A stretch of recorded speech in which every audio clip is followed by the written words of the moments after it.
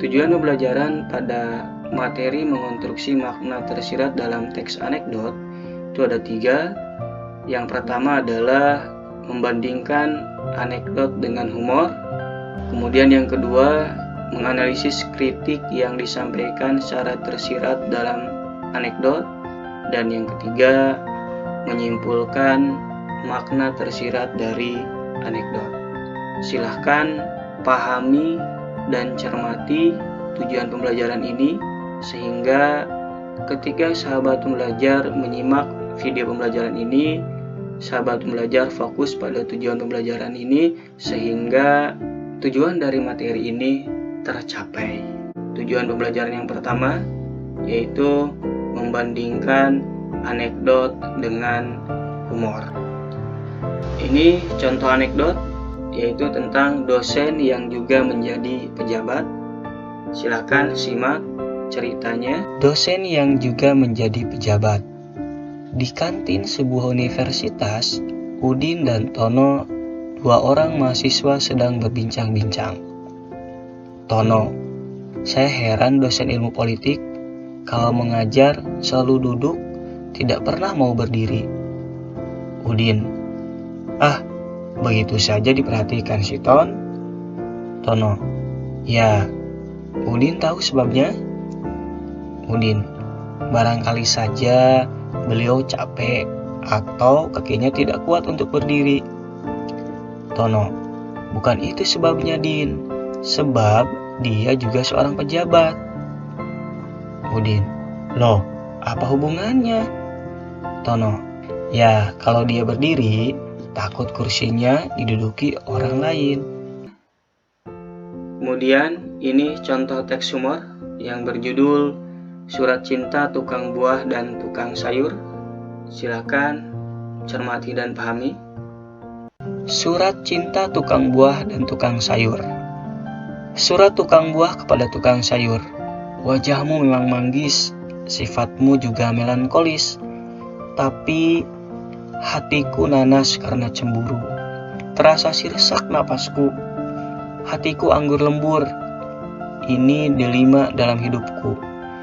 Memang ini salahku, jarang apel di malam minggu. Ya Tuhan, mohon blimbingmu. Kalau memang perpisahan ini yang terbaik untukmu, semangka kau bahagia dengan pria lain. Sawonara dari Durianto. Baik, mari kita bandingkan 2 teks ini. Yang pertama, ide cerita anekdot dosen yang menjadi pejabat lahir dari peristiwa yang nyata. Artinya, cerita ini ada itu dari realita yang nyata. Sementara humor surat cinta itu ada dari rekaan.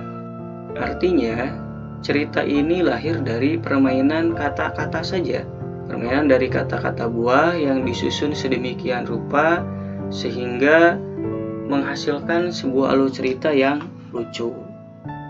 Oke, kemudian isi teks anekdot, yaitu anekdot dosen yang menjadi pejabat memiliki isi masalah terkait tentang tokoh publik atau masalah yang menyangkut orang banyak.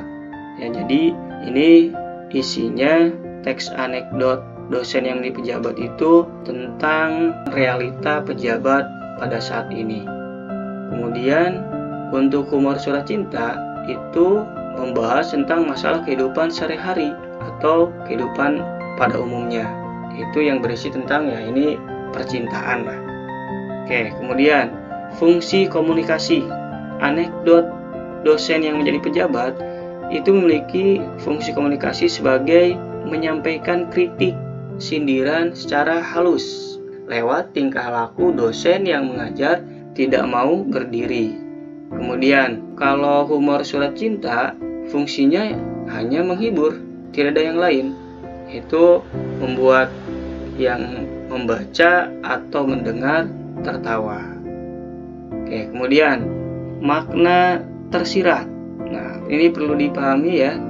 Dalam teks itu ada 2, ada makna tersirat dan makna tersurat. Nah, kalau anekdot itu maknanya tersirat. Sementara humor itu maknanya tersurat. Artinya tidak membutuhkan pemikiran yang lebih, ya. Sekali baca kita langsung bisa memaknai. Makanya dua teks tadi, ya, ketika saya bacakan teks anekdot, mungkin ada beberapa di antara sahabat pelajar yang langsung tersenyum, ada yang biasa saja, kemudian setelah itu tersenyum, atau ada yang tidak tersenyum sama sekali. Mengapa? Karena teks anekdot dosen yang menjadi pejabat itu, ya, akan terlihat lucu jika kita tahu makna tersirat dari teks tersebut.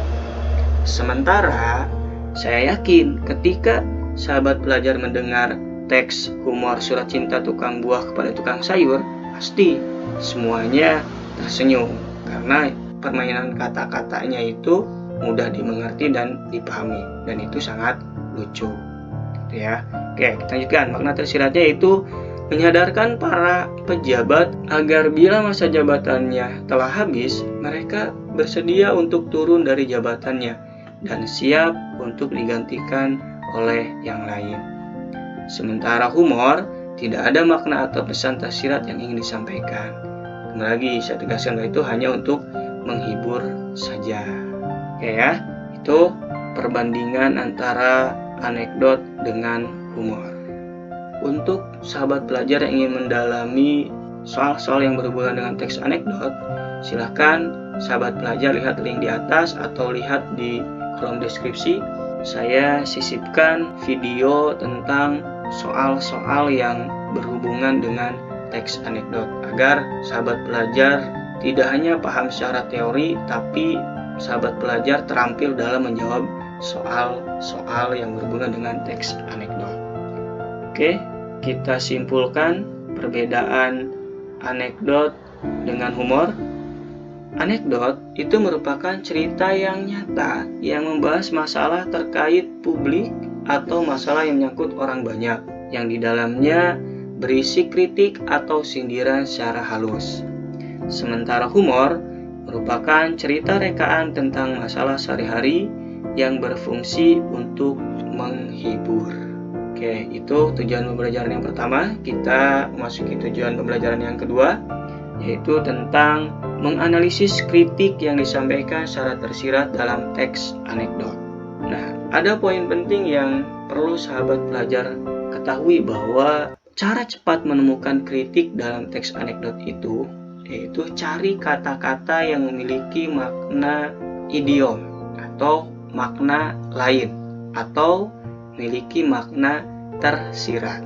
Misalkan, dalam teks dosen yang juga menjadi pejabat, itu ada kata kursi, ya, ini kata kursi, itu memiliki makna idiom, ya, jabatan, atau memiliki makna lain sebagai jabatan.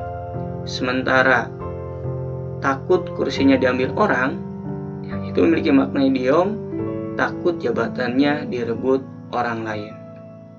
Ya, jadi nanti ketika di soal ditanya kritik yang disampaikan dalam teks di atas adalah, maka tinggal cari saja kata, frasa, klausa atau kalimat yang memiliki makna idiomatis. Maka itulah biasanya kritiknya. Gitu ya. Semoga dipahami. Ya, kita lanjutkan ke tujuan pembelajaran yang ketiga, yaitu menyimpulkan makna tersirat dari anekdot. Jika tadi kita sudah menemukan kritik yang ingin disampaikan dalam sebuah teks anekdot, maka kita tinggal menyimpulkannya, yaitu dalam teks dosen yang juga menjadi pejabat, itu disampaikan kritikan pada para pejabat yang takut dan tidak mau turun dari jabatannya atau takut kehilangan jabatannya. Itu kritikannya. Kemudian selain mengkritik, itu ada tujuan yang lain, yaitu ingin menyadarkan pada para pejabat bahwa jabatan itu ada masanya.